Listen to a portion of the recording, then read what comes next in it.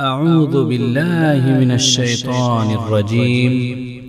بسم الله الرحمن الرحيم. تبارك الذي جعل في السماء بروجا وجعل فيها سراجا وقمرا منيرا،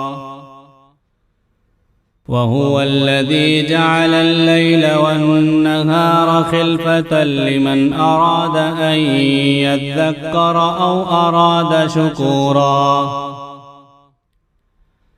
وعباد الرحمن الذين يمشون على الأرض هونا وإذا خاطبهم الجاهلون قالوا سلاما. والذين يبيتون لربهم سجدا وقياما، والذين يقولون ربنا اصرف عنا عذاب جهنم إن عذابها كان غراما إنها ساءت مستقرا ومقاما. والذين إذا أنفقوا لم يسرفوا ولم يقتروا وكان بين ذلك قواما. والذين لا يدعون مع الله إلها آخر ولا يقتلون النفس التي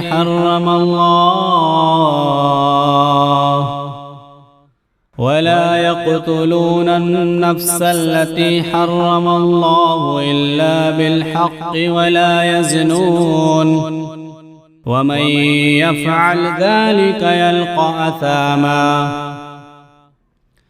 يضاعف له العذاب يوم القيامة ويخلد فيه مهانا، إلا من تاب وآمن وعمل عملا صالحا فأولئك